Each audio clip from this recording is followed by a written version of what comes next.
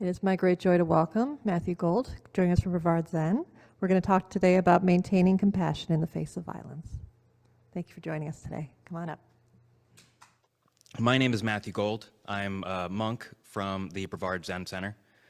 I have been a monk for about 2 years, 2.5 years, 3 years, something like that. I don't know where time goes, but it goes somewhere. So I'd really like to talk about violence today. I think that it's undeniable that we're living in a pretty violent time. You might be able to argue that all times are violent times, but at the very least, we're more aware of the violence today than we ever have been.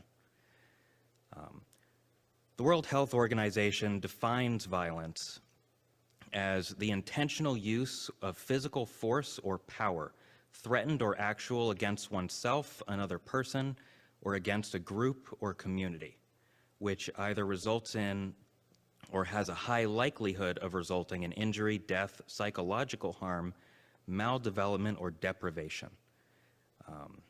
That is a pretty all-encompassing definition, and it's something that we see every day in our lives. You turn on the news and all you see is people using power or the threat of violence against other people, against us. And it's extraordinarily prevalent and it weighs down on us. The other word in there, we know what physical force is, but power is something that's a little bit harder to understand. Max Weber, a German sociologist and political philosopher, he defined power as the ability of an actor within a social relationship to impose their will, even against resistance. And he distinguished between power as authority, which is so-called legitimate power, and coercion, which is the so-called illegitimate power.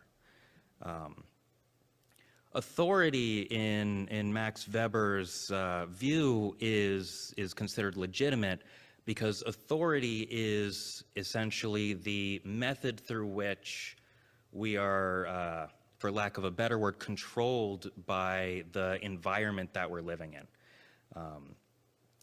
If we do something that is against the law, there are people with the authority to essentially stop us or prevent us from doing that again. And of course, authority is also the ones that are defining the law. And because of that, Max Weber talked about the state, the nation, as being defined as something that has a monopoly on violence. So, according to the World Health Organization, essentially we are subjected to violence every day. The idea that if I'm driving too fast on 95 and a police stops me, they have the power to make my life a lot more difficult. And that is a form of violence. And we can argue about whether or not that is legitimate.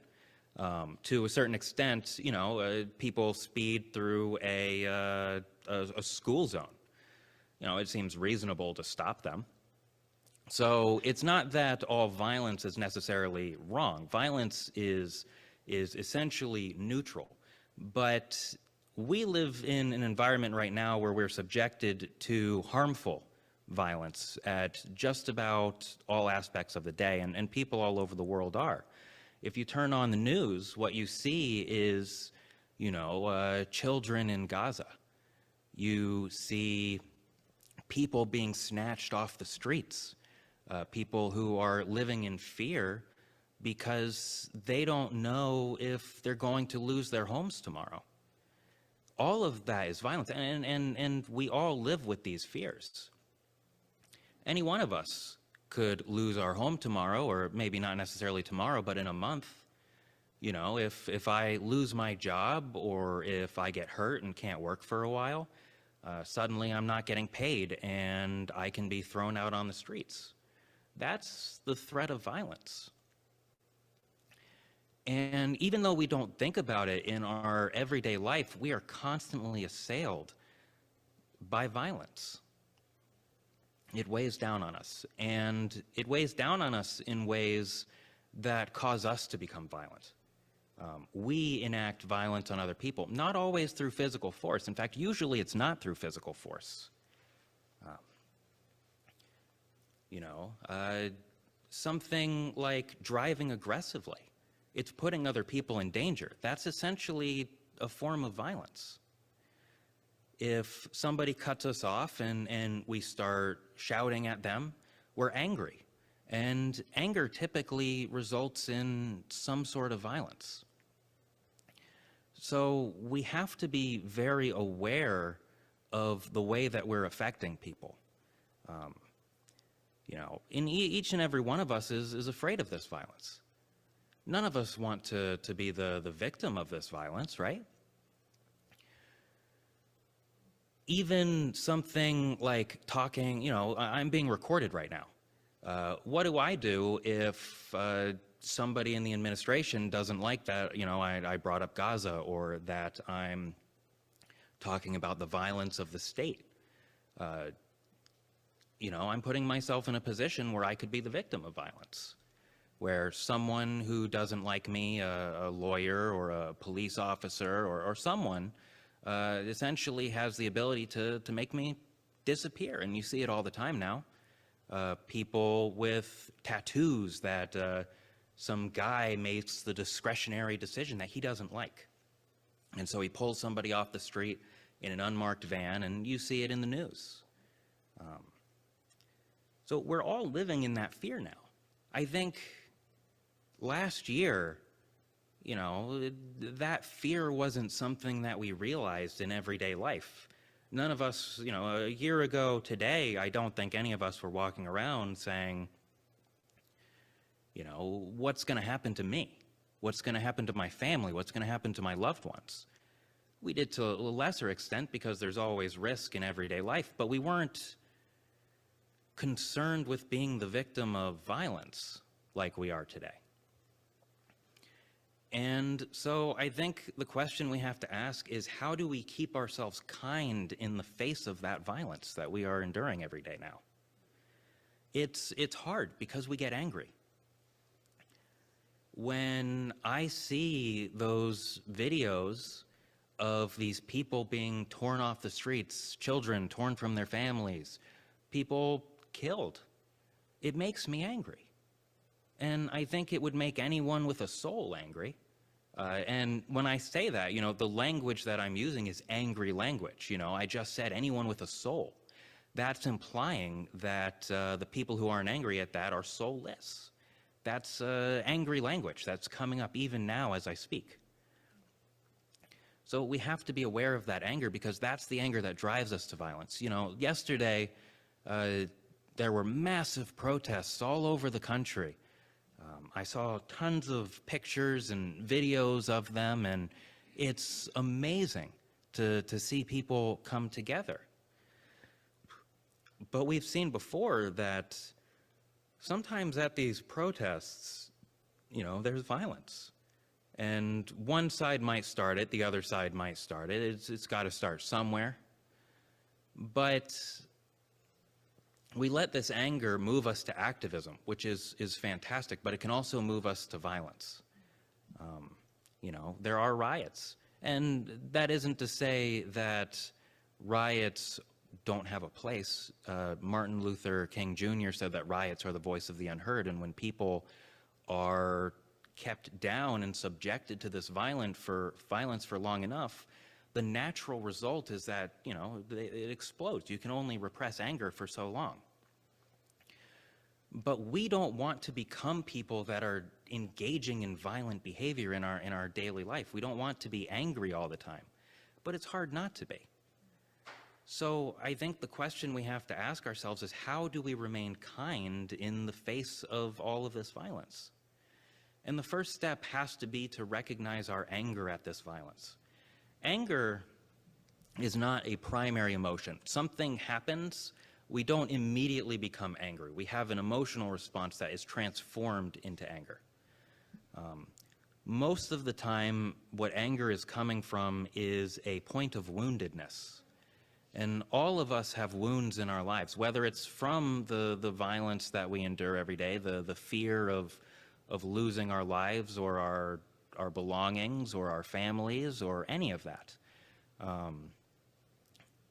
Maybe somebody inflicts physical harm on us. That's a wound, a spiritual wound. There's a physical wound, but there's also a spiritual wound, and that's the source of this anger. We see, with the election, I think most of us believed that things were a certain way and that things were going to progress in a certain way. And what the election showed us was that that's apparently not the truth. The world isn't the way that we want it to be. And to a large extent, that is a betrayal of our expectations on the world. And that is a deep, deep spiritual wound. And in 2016, I think many people had that wound inflicted on them then as well. It's so painful to have that wound, to have to say, are these people I know safe? Are they safe for me? I was invited to an acquaintance's new home, and I don't know them that well, but they invited me over, so I went, and they had some friends there. And it was a beautiful home, and we were all talking, and suddenly somebody starts talking about how those horrible queer people are hiding in the bathrooms to steal our children, and you look at somebody and you don't see that they have this hate in them. And so now a lot of us are in this place where we struggle to trust the people around us due to this spiritual wound, that there are these people out here who carry these hateful beliefs. So we have to recognize our own spiritual wounds. We have to look deep within ourselves and say, what are my wounds and where do they come from? It's a difficult practice. I don't know if anyone has ever really looked at those wounds in their lives before, but we don't see them in our daily lives because they're hard to look at. If they were something that was easy to sit with, then our unconscious mind would not be hiding that from us. Our unconscious mind hides those wounds from us to protect us from those wounds. But just like a wounded dog, if you touch that dog's wound, it snaps at you. It's not something that it doesn't sit there and say, oh, my owner is touching this tender part on my body, and I'm going to make an active decision to let them do that, or they're not doing that. They just snap. And that's what we do in our lives when we're not aware of these wounds. We can express our anger outwardly, throwing a brick, yelling at someone.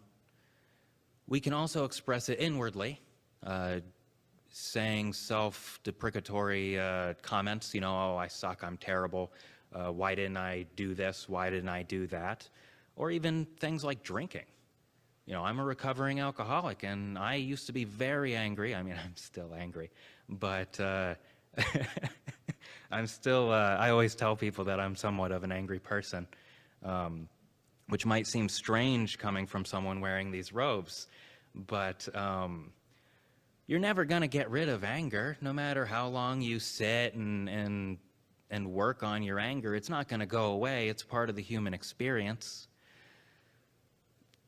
But by identifying those wounds, our anger stops having control over us, and we have control over it to a certain extent. There's always going to be times where we snap like that dog, but the more aware we are of those wounds, the easier it is for us to say, is this a time for me to be violent? And I'm going to be honest with you, the answer is almost always no. There was a great man, a guy named Amin Hennessy. I'd be surprised if anyone's heard of him. He was around. He's way back. He was jailed for draft dodging during the First World War and the Second World War, so he's an old feller. And he spent a lot of time talking about violence, and he characterized violence as essentially addiction. That we are born into this world, and our society essentially is teaching us to be violent through the violence that we endure. And he talked about this as a lot of us, the vast majority of us, come into this world armed to the teeth with weapons. And those weapons can be anything from our fists to our privilege, the color of our skin, our sexual identities, things like that. Those are things that give us power over the world. If I steal something and a black man steals something, the fact of the matter is it's more likely that the black man is going to have serious repercussions. That's just the fact. And so when I enter the world, I'm walking around and I'm armed to the teeth with this weapon of privilege, where if I'm not utilizing that in a healthy way, then I'm putting other people in danger. I have to use that not as a weapon. I have to allow myself to be free of it to the best I can. Obviously, privilege is a socio-cultural object, not object, but a concept, and other people's perceptions of me are a big part of that. But just having that weapon gives me a propensity for violence. That's the fact of the matter. If a person has a tool, there are times in their lives where they are motivated to use it. All of us are like that, unfortunately. And so it's a lifelong practice of looking at the weapons that we have and looking at the anger that we have and saying, I'm angry, but I'm not going to utilize these tools to do anything with it. I'm not going to act out in violence. I'm not going to attempt to control people. I'm not going to exercise power. And that's a very difficult thing for us to do. We don't want to admit that we're carrying weapons everywhere we go, but unfortunately we are. And where compassion comes into this is that the best compassion that we can have for the people who are inflicting violence on us is to not inflict violence back. When ICE started doing all of this stuff again, there were some stories that came out. I remember one in particular. There was a man who was developing a video game, and he had a competitor who was also developing a video game. And the competitor was so upset at this man's success that he essentially orchestrated an ICE raid on him and had him deported. That is the utilization of the weapon of privilege and the kind of thing that we have to get rid of. And we can use our privilege as a defense as well, a shield. You know, if we see something, then we can put ourselves in the way knowing that our privilege makes us less likely to be targeted. But first of all, we have to develop this awareness of our wounds before we can disarm ourselves. We don't even know what our weapons are until we can see in our daily life how we're using them. So what I really recommend for identifying those wounds is a meditation practice. Sitting there with yourself and not filling your mind with all kinds of gobbledygook, whatever you can fill it with. The news, TV shows, anything like that. That's our preference. We don't want to be alone with ourselves because we don't want to admit it, but we're afraid of what we might see to a certain extent. It's hard to sit with ourselves, but we have to do it because when we're doing that, we're going to see our emotions come up. And we have to, and what meditation is doing is it's conditioning us to sit with that. The emotion comes up. If we're in meditation, we don't want to do anything with it. We don't want to sit and examine it. We don't want to pick it up. Oh, what is this? We just want to be comfortable with it. Because once we're comfortable with feeling that emotion, even if it's an uncomfortable emotion, we can be comfortable with discomfort. Once we have that comfortableness, then we can actually look at it with clear eyes. Because in the midst of it, our eyes are not clear. When you're angry, your eyes are not clear. You can't see your anger clearly. It's all red. So what I recommend is starting a daily meditation practice and just sitting with whatever emotions come up, and as it goes, say, oh, this must keep coming up because that's one of my wounds. This is something that's affecting me seriously. And once you have that awareness, follow it. Look to see how that wound is motivating your behavior in your daily life. So there are all kinds of different kinds of meditations. You can find them online. I recommend something that's not guided. Guided meditation is essentially a cognitive task. And when you're thinking in your head, even if you're just following, if someone's saying, oh, imagine that you are a leaf in a stream going down, that's cognitive. And because it's cognitive, your emotions aren't going to come up. You're using the thoughts essentially to muffle down those emotions. So, there's lots of practices. There's contemplative prayer. I know a lot of people who do that and find that very helpful. There's Vipassana meditation. There's the meditation that I do, Zen meditation, Zazen. I can't speak to the others. I'm not I don't do contemplative prayer or Vipassana. But if you're interested in learning Zen meditation, then on Saturdays we do have the Brevard Zen Center. We meet at 9 a.m. You're welcome to stop by. You don't have to be a Buddhist. You don't have to stay. Just come once or twice and learn how to meditate and then have a daily practice on your own.